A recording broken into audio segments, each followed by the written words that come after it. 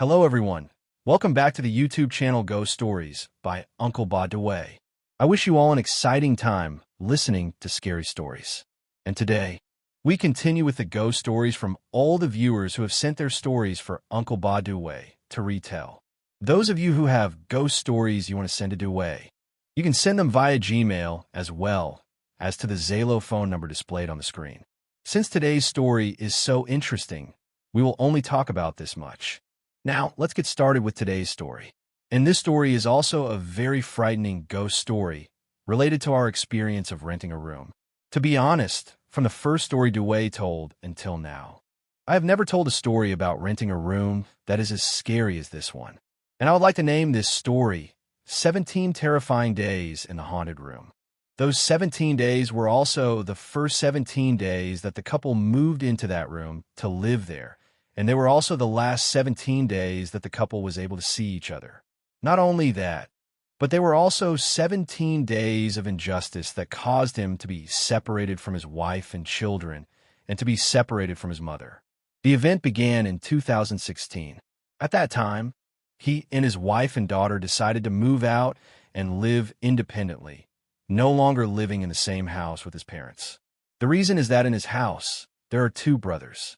At this time, his older brother also has a wife, while his younger brother got married a year before him. So, when both brothers brought their wives to live together in one house, conflicts arose between the two sisters-in-law, his wife and his younger brother's wife. When the older daughter-in-law lives with a younger daughter-in-law in the same house, conflicts will definitely arise.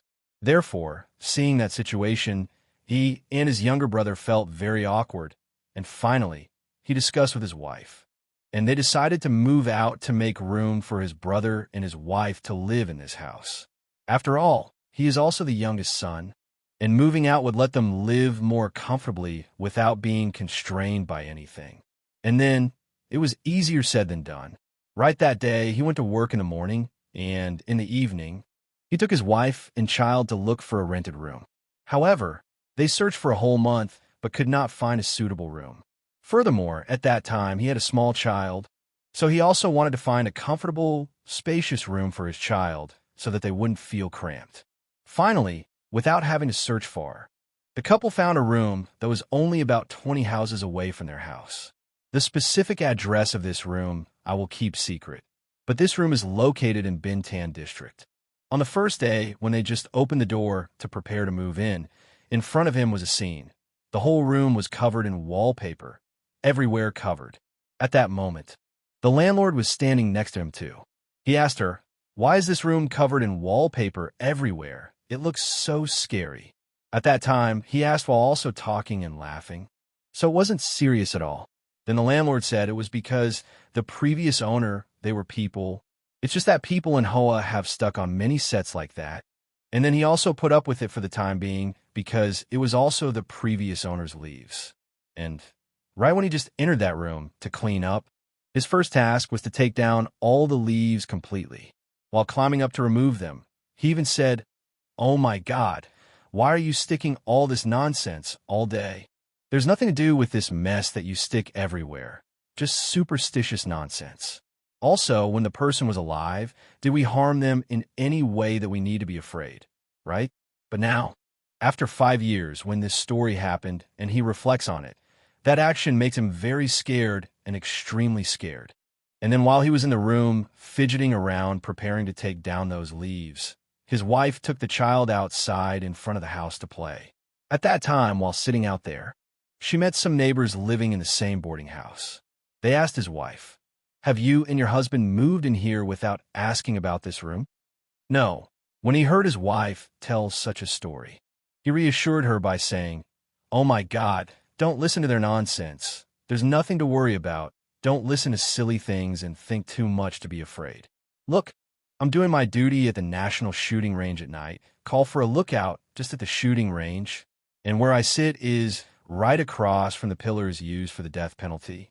Sitting right at the spot where there are so many corpses, I didn't see anything, let alone here for you to worry about when I'm reassuring you." After that, the couple started to clean up their things and bring them into the room.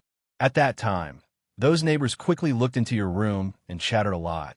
but in fact, he didn't pay any attention. But when his wife just brought the baby into the room, it started crying nonstop, as if someone mentioned someone. If someone said something, it cried very loudly. It just kept crying.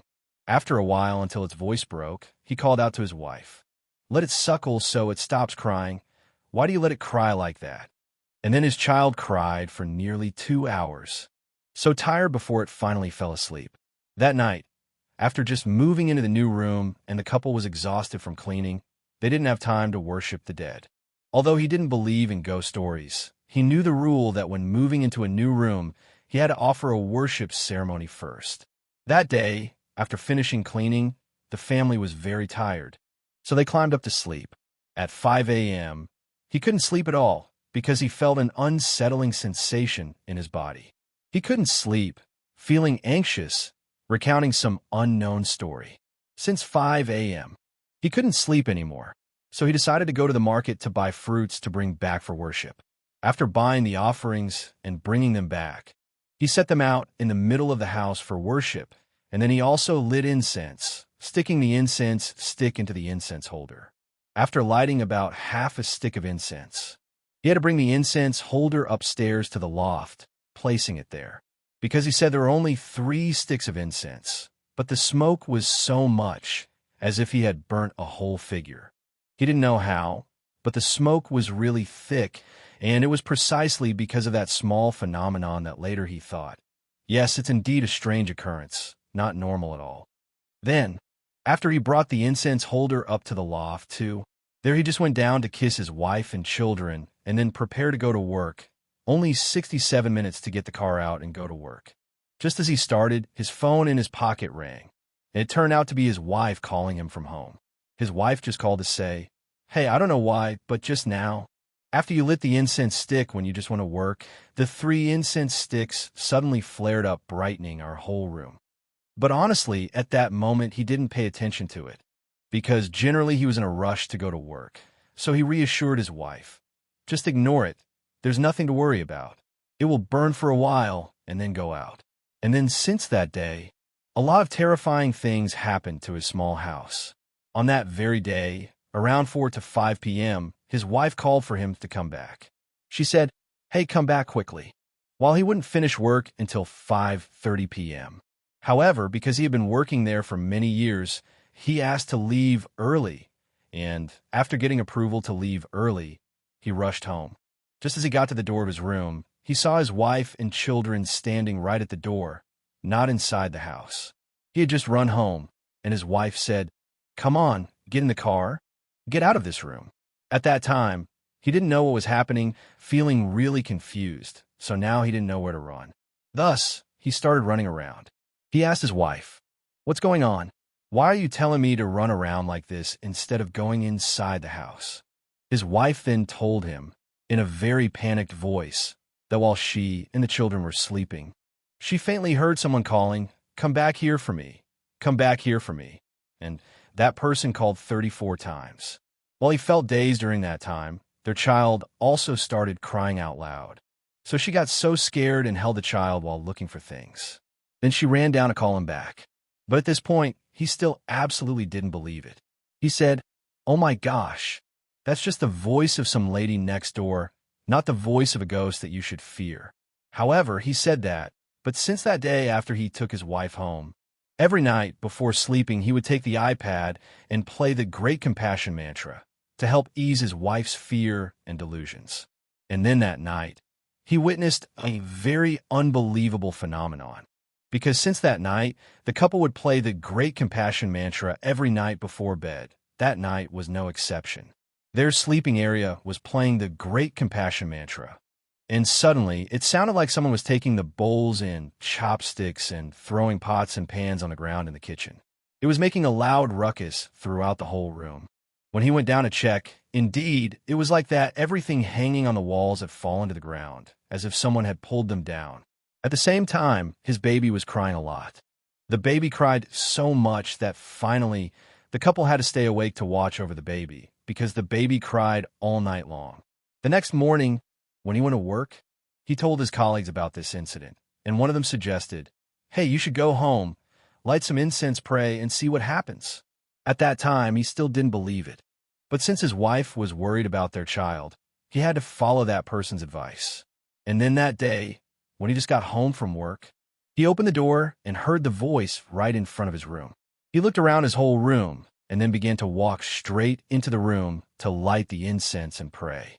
After that, he went upstairs, lit 3 incense sticks, and while praying to the gods in his heart, he cried and said, "I know that when I moved into this room, I had delayed offering prayers to the spirits that reside here. If you are truly divine, please forgive me and do not disturb my child anymore, who is still small and innocent." After that, he planted 3 incense sticks in the holder upstairs and then came back down. Just as he reached the bottom, he looked back and he saw that the 3 incense sticks were burning very brightly, as if they had somehow ignited. He hurriedly ran back upstairs, but then all 3 of those incense sticks had gone out, not emitting any smoke. Truly, he was not scared of anything, but he had all these chaotic thoughts. He only felt anxious for his wife and child. So immediately, he began to discuss with his wife that they had to relocate and leave that house. Now, they had to make plans to rent another house. This house had problems. Just the light in the bathroom called out. After finishing cooking, he called out, "Wife, has the baby finished sleeping? Let's go out and eat together." But she didn't respond to him no matter how much he called. He thought that his wife had fallen asleep, not the baby.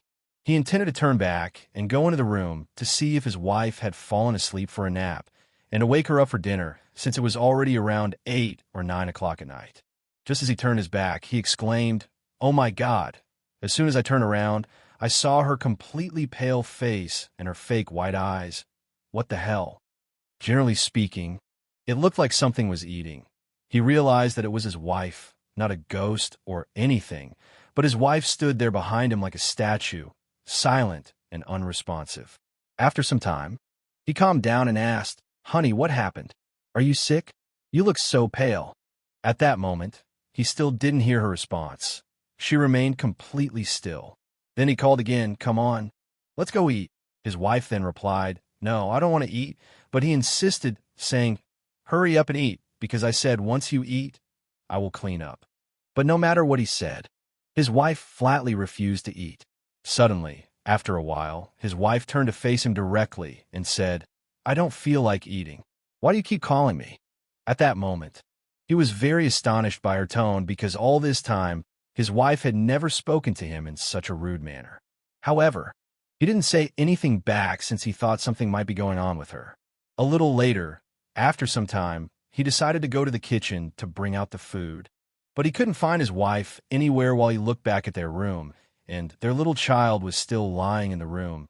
His wife was not in the room. At this moment, he heard some tapping noises from upstairs because their room was below, and the upper floor was merely used for incense offerings.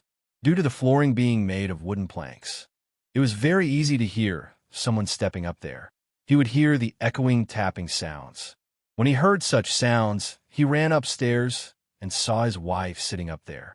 At that moment, he called his wife down and asked, "Why are you acting so strange? Are you mad at me or something? Come down and let's eat together." At that time, his wife agreed to come down for dinner.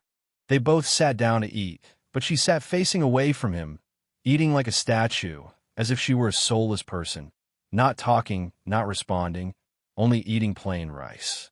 She didn't even hasten to prepare any food. While they were eating, she just kept staring blankly at him. This went on until the 13th day. To be precise, at this time, they had found a new house. However, the people in the other house were still in the process of moving out. As a result, they couldn't move in immediately and had to wait another 4 days before they could be settled in. So the two of them continued to endure for those 4 more days. And on the same day, unexpectedly, while he was at work, he continuously received calls from his wife. But when he picked up, he couldn't hear her say anything at all, just repeated calls like that. Therefore, he felt anxious and asked to leave work early. And indeed, something was wrong. As soon as he drove up, his wife was standing at the door, holding their child, saying, "Honey, we need to get out of here immediately because if we stay in this house any longer, it will kill our entire family." At that moment, he was in a hurry and asked, Why don't you tell me what happened?" His wife was crying, trembling with fear. She said that when she and the child were sleeping, she suddenly felt her body weighed down as if someone were sitting on her. Upon waking up, she turned to see a huge shadow sitting on top of their child. At that moment, his wife explained, "I wanted to move, but I just couldn't. My body was so stiff, and after some time, I was finally able to move." After hearing this, he was very upset, and he stormed into the house, standing firmly and declaring, "If there's anything to do, do it with me, but do not harm my child. He is still very young, and if you continue to harm me, I will spill blood and shatter this whole room." Immediately after, he acted very rashly. This act caused him regret that he probably would feel for the rest of his life. Right after he uttered those harsh words, in the middle of the room, he stormed upstairs, took the incense bowl, and knocked it over, then threw it against the wall, smashing it to pieces. At that moment, he was so furious. He knew someone had cursed him, but he couldn't do anything about it. Therefore, after breaking the incense burner, he started to go back downstairs. As he just took a couple of steps down the stairs, he felt something strange, as if someone from below was pulling his feet down really hard. Fortunately, at that moment, he managed to hold onto the handrail, so he didn't fall badly. Otherwise, he would have hit his head and bled. Not stopping there, many more horrifying events continued to occur in his house that night. Around 9 p.m., after he finished cooking, he called his wife to eat, just like the day before. But this time, he didn't hear her answer anymore. He searched eagerly to see where his wife was, and at that moment, he only saw a shadow standing behind him. Because, like every day, he only used the light from the bathroom. It turned out that behind him was the shadow of his wife standing there. But he said, "Oh my God." At that moment, she wasn't just standing alone. She was holding a pair of scissors. Her eyes were wide open, staring at him, asking, "What do you want?" At that time, he was very frightened because when he saw his wife holding a sharp pair of scissors, he was afraid of an accident happening. He wasn't afraid of his wife, but was afraid that she might stab their child. So he immediately wrestled his wife down to the ground. After her falling down, he ran to pick up his child. Holding the child in his arms, he sat down and watched his wife. She was still sitting there, continuing to hold that sharp pair of scissors, saying, "You're too good, but you dare to deceive me." After saying that, she walked away, went upstairs, and sat there waiting. He didn't dare to sleep that night. He just held his child in a corner of the room until morning. Until the next morning. That meant only 3 days left to move out of this house. That morning, he didn't go to work, but his wife returned to normal. She no longer seemed to be possessed. However, she didn't speak to him. He also suggested to her, "Hey, let's go to the supermarket to buy some groceries." She agreed, and they went shopping together cheerfully as if nothing had happened, completely different from the day before. So at that moment, he asked his wife, "Do you remember what you did last night?" But she completely didn't remember anything. She said she didn't know anything at all, and if he said that, she also didn't know why she had done such things. However, he reassured his wife, saying, "Just hold on, just 2 more days until we can move." The last 2 nights were the last 2 nights that they had to be apart for 5 years. Overall, on that day, they were happy all day long, without anything happening. But until they returned home, he opened the iPad and played Great Compassion Mantra, like every day for peace. But while listening, suddenly the iPad turned off by itself, even though the battery was still very full. He thought that the iPad might have some technical issues, but when he tried to turn it back on, it wouldn't turn on, nor would it charge. So he and his wife tried to sleep early. That night, as he was sleeping soundly, he suddenly felt as if someone was grabbing his head and hitting his face very hard. It hurt a lot, and he didn't even know what was going on. When he felt the pain, he jumped up. When he sat up, he saw his wife sitting against the wall, holding a pair of scissors, stabbing them straight into the wall while saying, "Let me go, let my husband go, don't hurt me anymore." At that moment, his wife was screaming and yelling loudly, causing many people living in the same apartment to gather in front of their room. They didn't know what was happening in his room and were worried about a potential accident. So he quickly picked up his child, opened the door, and asked the people outside to help hold the baby while he ran back into the room to stop his wife. Luckily, she only stabbed the scissors into the wall. Otherwise, if she had stabbed someone else while he was sleeping, he might have died by now. That night, those living in the area said, "Oh my God, you and your wife. We told you before, but you didn't listen. No one can stay in that house for more than a month." The landlady was also so cruel that she kept the room unlocked like that. The night passed, but by the 17th night, it was the last night before they were about to move, leaving this house. Then his wife is like a crazy person. Because his wife has long hair and speaks quickly, she looks just like a mad person. And more painfully, that night, his wife stabbed him with a tie knife. If he had just let things happen normally, he would have been fine. It's just because he remembered the advice of the old people who said that if you're afraid of collective fear, you should put a tie knife under your head while sleeping. Just like that, he brought a knife and put it under his head while sleeping. Because of that, he was stabbed by his wife twice that night. He followed the advice of everyone and took the tie knife from under his wife's pillow. While he was tossing and turning, he heard strange noises coming from their bedroom. At that time, it was late at night, so he got up to cook and turned on the light to see what was going on. Oh my God! As soon as he turned on the light, he saw his wife sitting there holding a knife, preparing to stab him. At that time, he was very scared and prepared mentally. So, he restrained his wife. The two of them struggled back and forth. Fortunately, after a while, he managed to grab the knife, but his wife suddenly gained immense strength, like a wrestler. Although he had managed to defend himself, he was still stabbed twice by his wife, once in the right arm and once in the left leg. At that moment, it was painful, and he panicked when he looked at his child. So he quickly grabbed the child and ran out of the room, calling for help for everyone to come and rescue him. In the end, the people managed to support him and safely took his child outside. However, at that moment, his wife was like someone possessed, like a mad person. She started screaming and ran straight out of the room into the street. Since then, his wife has been missing for 550 days without a trace. Firstly, it was very late at that time, and everyone was very chaotic and scared that something would happen. She rushed outside very quickly, so no one could catch her. And since then, 5 years have passed since that day when his wife disappeared. Although both families have made great efforts to find her. They even reported it to the police, but until now, there has been no news. I assure you this is a 100% true story, and even though our story has ended here, the consequences and pain for him and his family continue until now because his wife is still missing. So after sharing this story with everyone, I hope he will soon find his wife and hope that she is still alive and safe. Before ending the story, please don't forget to like and subscribe to the channel to help Duway. How do you feel about this story?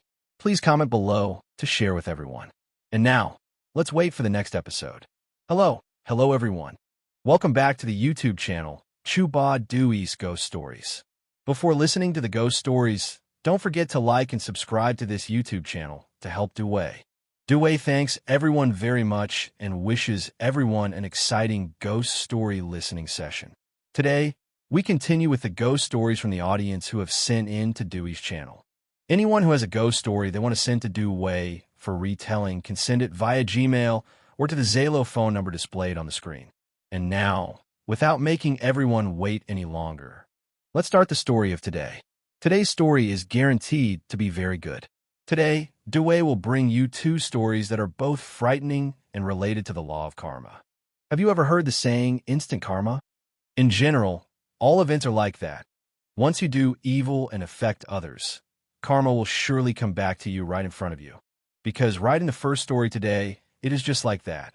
This is a story that is both tragic and blameworthy for this person's father. What this story is about, let's get started. This story was sent to me by a man who currently lives and works in Japan. In general, thank you very much for saying that you have been following Duway's ghost story episodes since the very first day. After listening to Duway tell stories, he decided to share a horrifying story that happened in his family with Duway and everyone. His hometown is in Vinlong, and he said that in the past, during his grandfather's time, they were part of the landowner's descendants, so they had a lot of land and wealth. In general, His family was quite well known in that area. Until his father's generation, his father began to indulge in debauchery, seeing that his family had money but didn't care to work, spending all his time just playing around with women. Another thing is that his father was quite handsome, so he was quite charming, constantly dating one girl after another. In general, at that time, his father was indulging in partying, drinking a lot. And so one evening while drinking with his buddies, his father accidentally ended up sleeping with the bar lady of that pub. Because men are like that, and in the past, those pubs were just makeshift places. After drinking, who knows what is going on anymore? He probably saw the bar owner sleeping, so he slithered into sleep with her. And of course something happened. After his father slept with her, a while later, the bar owner became pregnant. Her belly began to grow bigger. Eventually, the bar owner's husband discovered and said that she was a promiscuous woman, already married but still sleeping with men and now pregnant. At this point, everything was too clear. Her husband decided to divorce her, leaving her alone with that pregnancy. At this moment, the bar owner felt very lost and lonely since no one from her husband's family would help her anymore. She sought out Dewey's father, asking him to take responsibility for this pregnancy because her husband chased her away. However, when she came to meet Dewey's father, he refused to take responsibility, saying, "That day I was too drunk, I was bored, so I did something I can't even remember. It wasn't intentional. I didn't make you pregnant. In general, this is unexpected. I won't take responsibility." Dewey's father even added, "How can I be sure that child is mine, and now you expect me to take responsibility? Maybe it's someone else's child, and you want me to take the blame?" So Dewey's father refused to take responsibility. What could she do? She couldn't just lay around, so she returned, giving birth to the baby herself. After she had the baby, her husband abandoned her, and Dewey's father did not claim the child either. She found that she couldn't take care of this baby, so, in the end, she took the baby to a tamarind tree and left the baby there, then disappeared completely. She abandoned the baby to lie there until it died. People in general could sympathize with this woman's situation, but instead of abandoning her child, she could have let someone adopt the baby. She shouldn't have left the baby in the field like that. The next morning, when this woman had disappeared, people went to the tamarind tree and found the baby had already died. They looked all over the baby and saw ants eating it up, and the ants had eaten the eyes, leaving just 2 black eye sockets. The locals felt very sorry for this, saying, "Oh my God, why didn't she give it to someone to raise? Why leave the poor baby here to die like that?" Finally, they brought the baby to the cemetery to bury it. I don't know whose child that is. Now let's go back to your father's story. Back when your father got the bar girl pregnant, he hadn't married your mother yet. He was still a young man. After some time, everything gradually calmed down, and then your father started to get married to your mother. The couple lived together quite normally until your mother was in her 7th month of pregnancy. At that time, her belly was quite big. That night, for no reason, your mother suddenly lay down and had a dream. In the dream, she saw a child, his face all scratched and torn, totally covered in blood, especially the eyes of this child. They were dark and appeared to be bitten by ants around them. In general, the child who died under the omwa tree looked just like that child in your mother's dream. Your mother then saw herself laying there, and that bloody child with his dark eyes came running towards her and poked his hand right into her pregnant belly, which was quite terrifying. After such a horrifying dream, your mother was awakened in panic. She began to tell your father about this dream. When he heard it, he thought about the child in the bar girl's belly. However, he didn't really believe it because he didn't know that the bar girl had abandoned this child under the omwa tree until it died. Only the people around there knew, but he had no idea, and no one knew whose child it was. In general, since that dream, your mother was really scared, not just a normal fear. Since she was pregnant and had such a horrific dream about that child, she feared that it portended something. Therefore, the next morning, she asked your father to take her to the temple to listen to the chanting and pray to Buddha for peace. The couple also went into the temple. As they started to enter the main hall to worship Buddha, there was a man at the side. This man was volunteering for the temple. He passed by your father and mother, glanced at them, and then said, "You have accumulated a lot of karma. That's why it's following you now." At that moment, your father and mother heard that statement, and neither of them knew what it was about. Plus, your father never believed in spiritual matters, so after hearing that man's words, he was very annoyed, almost wanting to curse at him. But in the quietude of the temple, where one shouldn't curse, he felt very angry. Then the couple left. But strangely, from that day on, after your father and mother returned from the temple, the family began to face financial hardships. Your father had never been one to be hot-tempered or curse at your mother. But starting from that point on, he was always angry. Whatever he did, he was furious, cursing right in your mother's face. And at night, he would sleepwalk every night, mumbling and tossing. Upon waking, he couldn't remember what he dreamed about at all. That wasn't the end of it. Your father fell into debt and gambling. At that time, your mother was nearing her delivery day, but your father went out to gamble until late into the night. Sometimes creditors came to demand money, and your mother sold off everything in the house to pay them back. And then ultimately, what was meant to happen did happen. That day was your father's fateful day. One evening, after coming home drunk from a party, your father got in a fight with someone, and he was beaten up badly. That day, he was severely beaten and, compounded by being drunk, he couldn't find his way home. Stumbling through the streets, he was struck by the wind and collapsed by the roadside. He crawled into a bush and lay there, caught by the wind. He was lost forever. What happened that night? Later, when you grew up, your mother told you about it. She continued that night. When she waited and waited without seeing your father come home, she asked your cousins to go out and search for him. When they ran to a bush by the roadside, they found your father lying there dead, and no one knew about it. Just within a few hours, his eye sockets seemed to be eaten by ants. The flesh was all gone, and both of his eyes were dark, just like the child beneath the omwa tree. So your father passed away before you were even born. And on the day of your father's funeral, something very special happened. That bar girl from years ago also came to attend your father's funeral. Your mother said that after she entered the funeral to pay her respects, she sat down to talk to your mother and cried a lot. She recounted everything that had happened to your mother.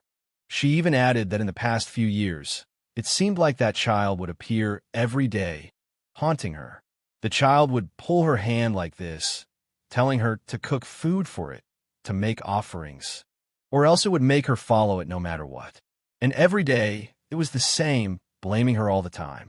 Let it go. Feeling like that, I'm also very scared, so I want to find a teacher. Maybe it knew I was looking for a teacher. That's why it came back to scare me. It said it would take me along. After its country went first, meaning your father, then it would take me too. Because since that day, this girl has disappeared. But yesterday morning, when she heard people say your father died, she hurried back to attend the funeral. After hearing the story from the shop owner, my mother was also very sad, feeling both pity and resentment. But anyway, your father has died now. He has almost paid back his debt. So my mother also tried to live well to give birth to you. Suddenly at this moment, my mother remembered that uncle. The uncle who worked for free at the temple the day before. He is the one who said there was too much karma.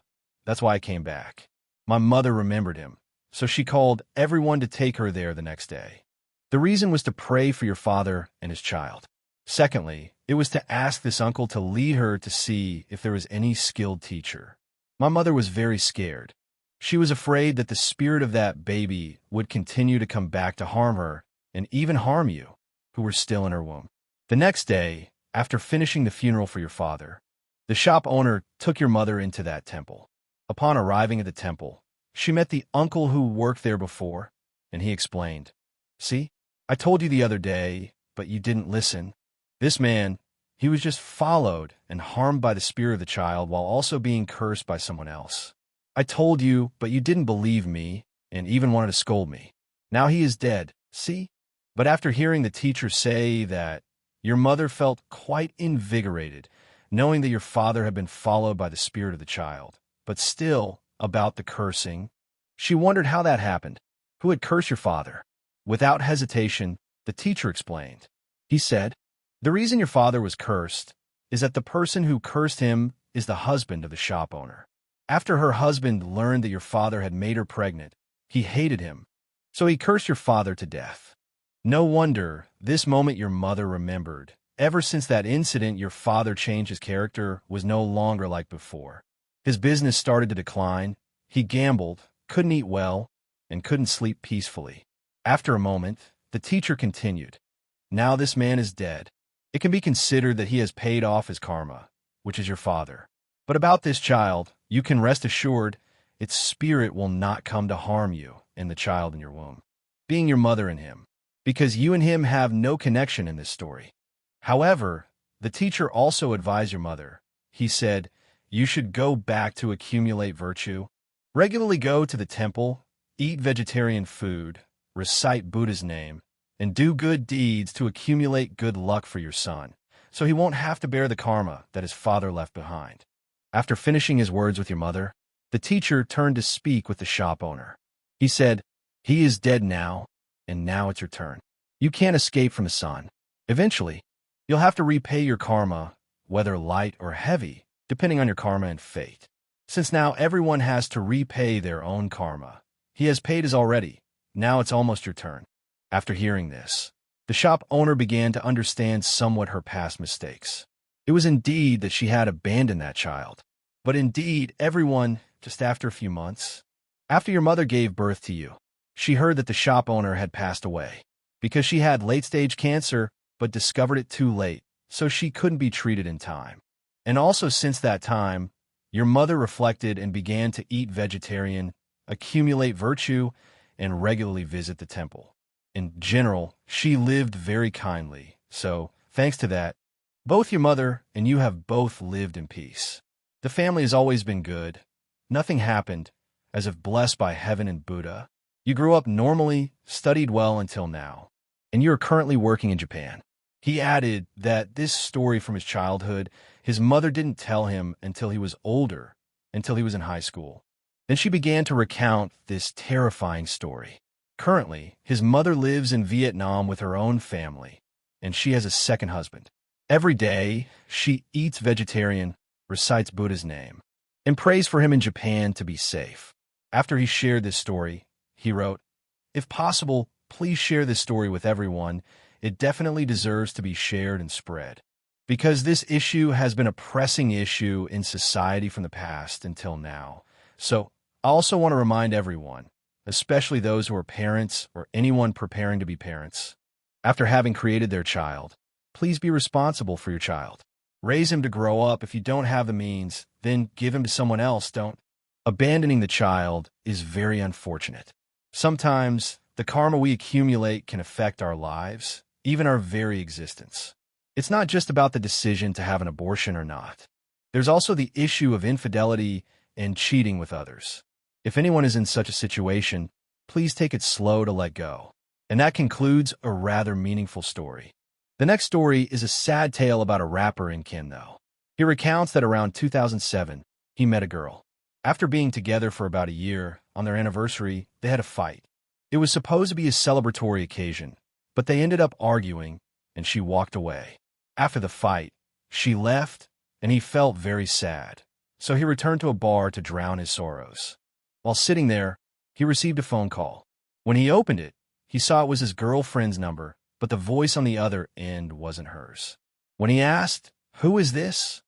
the person replied, "Hello, is this Ty's number?" He confirmed, and the caller said, "You need to come to 3 Thang 2 Street quickly. There's a girl here who has been in a terrible traffic accident. They tracked down your number, so you must hurry." He was startled and quickly ran to 3 Thang 2 to see the accident scene. When he arrived, it was too late. His girlfriend had been in a severe accident and was lying on the ground, barely alive. She was still breathing and managed to whisper something so softly it was barely audible. With the heavy rain pouring down, after a few minutes, she managed to say, "If we hadn't fought today, if it weren't raining outside, we would have been so happy, right?" As soon as she finished that weak sentence, she passed away in his arms. Since that tragic event, many years passed, and he still lived alone without dating anyone. Although he attempted to get to know a few women, they would typically end things with him after a few days with the same excuse. Whenever his girlfriends wanted to break up, they would ask him, Do you still have a deceased ex who won't let me be with you? So eventually, he would accept their breakups, thinking that the girl must still care for him so much that she wouldn't let anyone else near him. Months later, in 2010, while working on a construction site, an accident occurred when scaffolding collapsed, nearly causing him to fall. Thankfully, he was wearing a safety harness, so he didn't hit the ground. However, his head struck a wall, rendering him unconscious. He had no idea who brought him to the hospital. After that injury, he started to see a figure and often saw the girl who was always by his side. He was certain she was still following him. He lived alone until about 3 years later, in 2013, when he went to a temple to pray and met a foreign monk who was traveling in Vietnam. While he was at the temple, the monk approached him and spoke in Cantonese, which he understood. The monk said, "I know someone is still following you and cares for you very much. But do you want that person to stop following you?" Hearing that made him confused, as he still had feelings for her. Therefore, he asked for the monk's number to think it over and respond the next day. The following day, the monk contacted him and asked if he had made a decision. The monk invited him to the hotel where he was staying so that they could conduct a ritual to call the girl's spirit. When he arrived, he decided to follow through with the ritual, and after it was performed, his perspective began to change. In his vision, the girl started to appear vividly before him, as if he was in a different world. He saw her looking as beautiful as when she was 17, only he had aged. They began having a direct conversation. She told him, "I love you very much, but I'm also angry because you won't follow me. And your family is too strong in spirit, so I can't pull you with me." After she said a few words, he became very sad and cried a lot. Then she decisively said, "Just remember me and love me. I'll meet you again on the first day of the year 2021. Later, after reflecting on everything, he learned that it was truly in April 2021. Because since that day he was able to meet the girl's spirit through the monk, he decided to let go and see where life would take him. Flowing there, he finally got to know another girl who later became his wife. At this time, the two of them also came together and had their first son. After a while, at the beginning of 2021, specifically around April, at this moment, his wife was pregnant with a baby girl. Coincidentally, this baby girl's birthday coincided with the death of his ex-girlfriend. He also mentioned that in 2011, due to missing that girl too much, he had composed a rap song dedicated specifically to her. This story also has a hint of fate, but it is somewhat related to the issue of reincarnation as well. Because here we can see the coincidence that the birthday of his daughter also coincides with the death of that girl. And in the words of that girl, the last time she met him, she had arranged to meet him on a day at the beginning of April 2021. Who knows? She might be his daughter. Hearing this, we have concluded 2 very interesting stories of today. Before finishing the story, don't forget to like and subscribe to this YouTube channel to help Duway. Thank you very much and wish everyone a really fascinating ghost story listening session. And today we continue with the ghost stories from the audience that has been sent to Duway. Those who have ghost stories to send to Duway to tell can send them via Gmail or phone number Zalo displayed on the screen. And now, let's get started with today's story. Today, Duway will send you a story about a piece of barren land filled with many ghosts in the U Minh forest of Kien. This can be regarded as one of the largest mangrove forests in Vietnam. In general, this forest is quite rare in the world. Generally speaking, people may not know what it's like, but for Duway, when hearing the name U Minh, he naturally feels scared because of its desolation. Because alongside its pristine beauty, there are still many mysterious spiritual things, especially the mystical ghost stories in these forests. Today is one such story. Now, let's start the story. This story was sent by a girl who lives in Minh district, Kien province. This place is referred to by her as the 11th town, belonging to the Ca Mau region. When hearing the place name Myat Thursday, it makes one think of a very remote and distant area since it is at the end of the map of Vietnam. The entire content of this story is experienced by her father. She recounted that around 10 years ago, around 2008 or 2009, at that time, her family was considered a poor household. Generally speaking, The circumstances were very difficult. Her parents only worked for others as hired laborers. Each day, her dad and mom went to harvest rice for others to earn money to send her younger brother to school. Seeing that the job of hired rice harvesting didn't pay much, her father also took an additional job at a building materials store in the 11th town. Just after a short time working there, unexpectedly, her father had an accident. That day, her father's job was to help someone push cement to stack it in piles. At that time, her dad was standing behind the cart to assist the other person, while there was another man standing to load cement onto the cart. While standing behind the cart, it was unclear how the other man mishandled his hands. Just as the cart began rolling down the slope, her dad, who was standing below, tried to dodge the cart. However, since the cart rolled down the slope too quickly, it crushed her father's leg. Although that was painful, one side of his leg from the ankle to the knee was completely crushed by the cart's wheel. Consequently, he had to stop working altogether, staying home for a very long time. In general, he could no longer work. At that time, the difficulties piled on more difficulties. He couldn't harvest rice anymore, and could also not work anywhere else. Therefore, after lying at home for a few months, their neighbor Uncle Nam came to visit her father. Uncle Nam saw her father's condition and said, "Now that your leg is like that, you cannot work. So now when your leg gets a little better, go fishing with me. Every evening, we will go into the forest to fish, and any fish we catch, my wife and your wife can sell in the market the next morning to earn money for food." Think about it. Every morning when my wife and you sell fish and make a good profit, we can share the profits, affording to buy fish, salt, and rice to eat. So let's wait until your leg heals, and then you can come fish with me. Since Uncle Nam saw her father's injured leg, he didn't let her father move much, just needed to row the boat to go fishing with him. Her father then agreed, as he didn't need to engage in much activity that would affect his leg. Later, when his leg completely healed, both brothers started going fishing together. Every morning around 5 a.m., Uncle Nam would prepare bait and fishing rods, waiting until around 5 p.m. Then the two brothers would go into the Yumin forest to fish, going on the boat with Uncle Nam. But the two brothers often row the boat together into the forest to fish, because wherever someone forbids, that person can go there by themselves. It doesn't affect anyone else. Then one day, my father and Uncle Nam were pulling the boat into the forest to fish. At that time, my father accidentally looked over to the other side, where there was a forest, but he just saw that there was no one fishing there at all. So he asked Uncle Nam, why is it that no one is fishing in that area at all? At this time, Uncle Nam replied, that area is scary. You know, those guys who went fishing there got scared constantly. So eventually no one goes there to fish anymore. If an ordinary person heard that, they would wish to die. Why would anyone go there to fish? But your father was different. When he saw that no one was fishing, he wanted to go there to fish. He thought there would be a lot of fish there. At that moment, he didn't think about being scared of ghosts or anything. Then that place has no one who goes in without being scared all the time. At times, the sea had signs, and if it was heavy, then going home would make you lose your mind and be crazy like that. But originally your father was already brave, seeing so many fish that he couldn't bear to leave. So in the following days, he continued to paddle there to fish.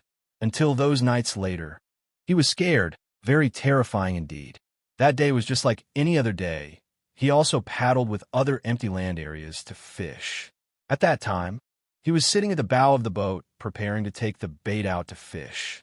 Right beside this boat was a whole row of tea bushes.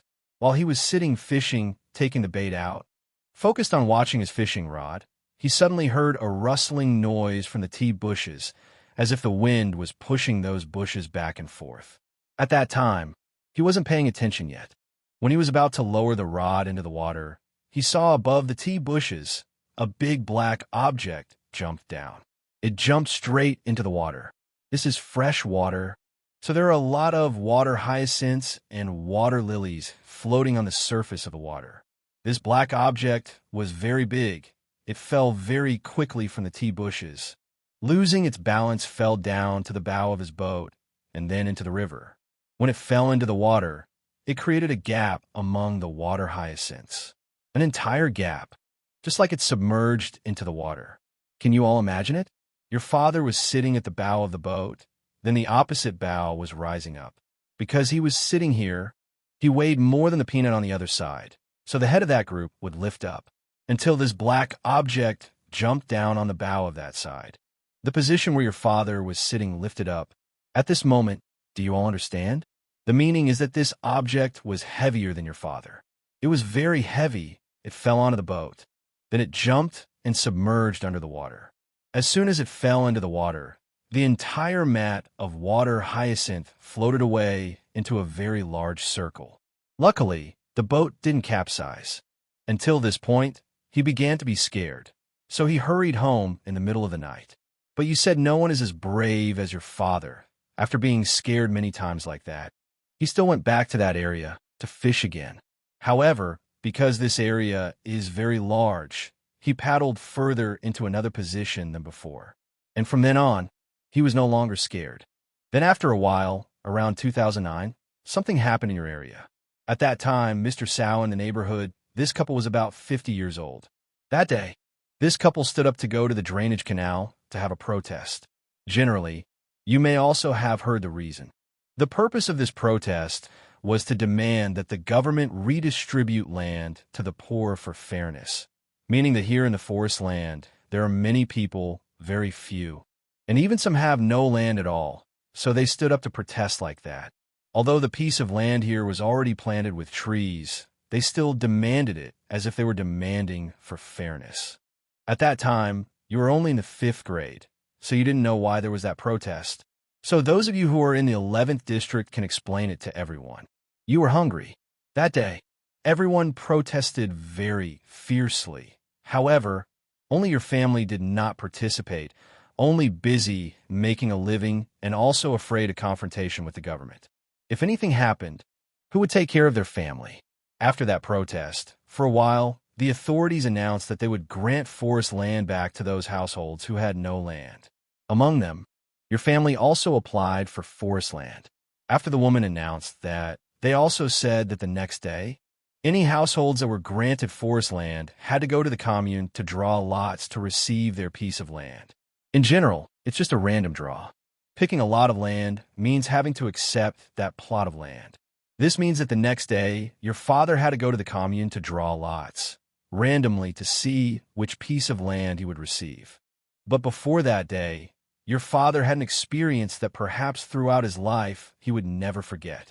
That night was just like any other day. He went out in the boat to that piece of land to fish. When he was sitting there fishing, he heard rustling noises from the piece of land. Looking up, he saw a civet. In this area, civets appearing is normal. He also saw a civet. Today, standing there, after a while, he saw 2 civets, then 3, and after a while, the whole piece of land was fully of civets. At that time, he didn't think much. He just thought to himself that today he would tell this story to Uncle Nom to go there with Uncle Nom the next day. If it were because of those civets. At that time, it was just a budding thought in his mind, with his hands still setting hooks to prepare to go home, about 3 a.m. While he was fiddling to reel in those fishing rods, he heard the sound of banana leaves. There were rustling sounds. Those banana fronds were throwing back and forth. There wasn't much wind, and looking up at the banana leaves, he saw a child. This boy was only about 6 years old. He was standing.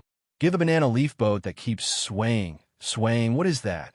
It wears a brown Bob-BA shirt with 2 fiery red eyes wide open. It shows its teeth to smile. It stands in a pose as if it's ready to jump onto the boat, everyone. At that moment, my father suddenly thought, hey, this guy is a demon, not a ghost anymore. So he gathered all his strength, took the knife, and jumped straight ashore to chop that thing away.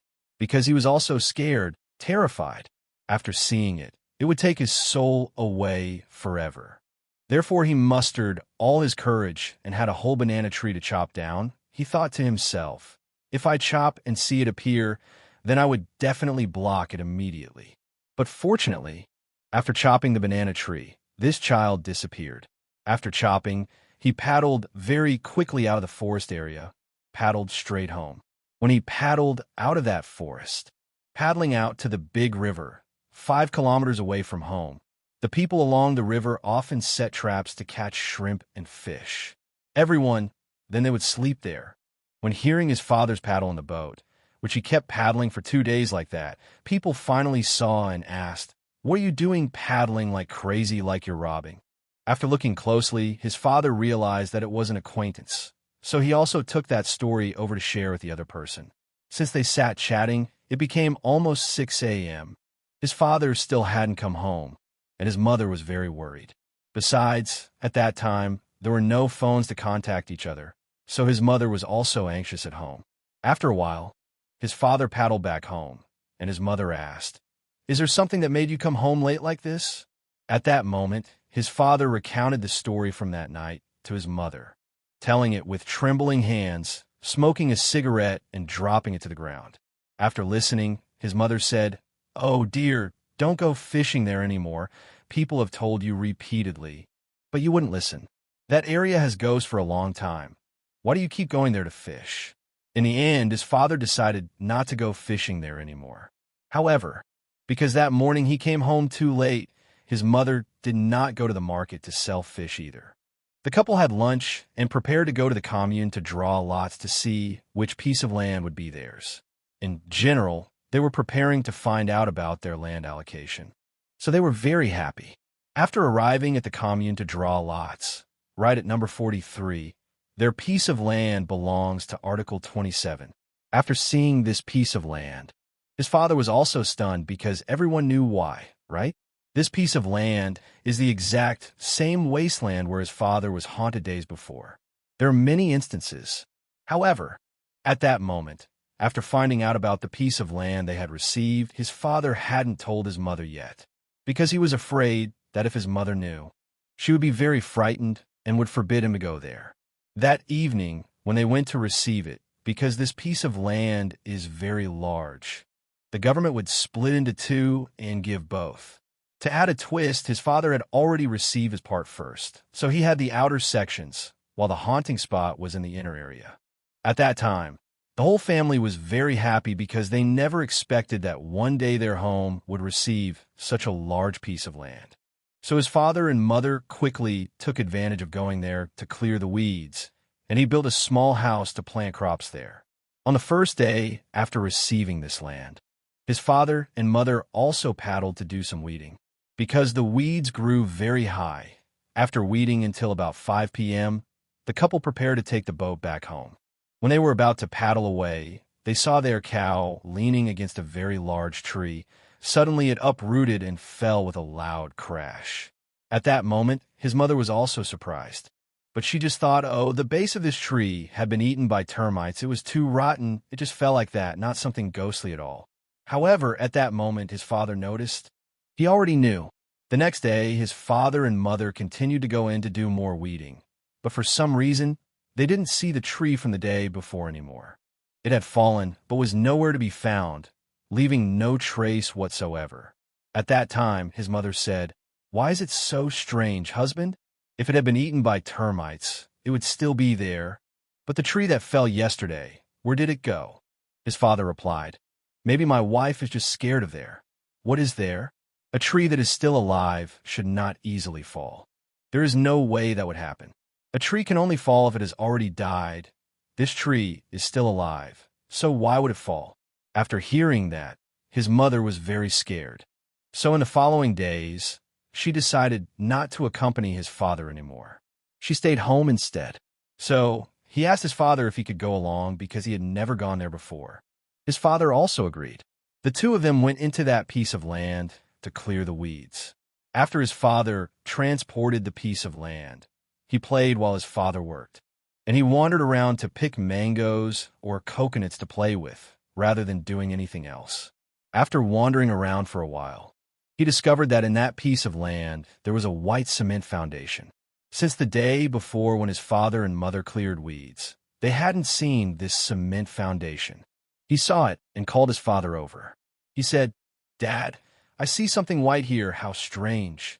When both of them went over to clear the weeds, they saw this was a house foundation. And he said it looked like previously it had been used by people. They hadn't entirely removed the house, but had rather just cut these columns. without removing them completely, because this foundation had about 6 columns around it. Seeing that, he called out to his father, "Dad, why don't we take down these columns and rebuild the foundation? It would save costs." But his father replied, "I will build a house somewhere else. I won't use this cement foundation at all, because I know who this house belongs to and how it was built." In general, they might not know how long this house had been standing in such a deserted piece of land, and there was a foundation in it. This meant that this person must have lived there a long time ago. When resting, looking over the mound of land on the other side, his father saw that the earth there seemed higher than this side, so he decided to cut a piece of land on that side. After finishing cutting the bamboo piles there, he erected a temporary house. Just he and his father lived there, because his mother and younger brother had to stay out on the river. In the family's old house, because his younger brother was still in school, he had to stay outside, and his mother also worked as a laborer. After his father built the house there, he also stayed there alone. Every evening he would go fishing, and then early morning would paddle back to the old house to deliver the fish to his mother for her to sell at the market. However, one day that morning, his mother didn't see his father bring fish and vegetables to the market, so she felt strange. His mother said, "Did he sleep in? Why hasn't he brought the fish today?" So she thought he was just oversleeping and let him be. By around noon, a neighbor came by and said to her, "Sister, your elder brother has fainted in that house of his." After hearing that, his mother panicked, ran to the boat, and found they had transported his father lying on the boat. His father was unconscious, so his mother and the people there took him to the hospital by boat. As there were no roads, when they brought him to the hospital, they pushed his father into the emergency room. While waiting outside, that neighbor shared with his mother, "Sister, earlier I ran over to your brother's house to ask for the fish sauce recipe, but when I called him, he didn't respond. When I entered the house, I saw him lying motionless on the hammock, eyes rolled back as if he was sitting upright because his legs hung down to the ground, while his neck was bent to one side. I called out for a long time, but he didn't answer. But his body was pale and was sweating heavily.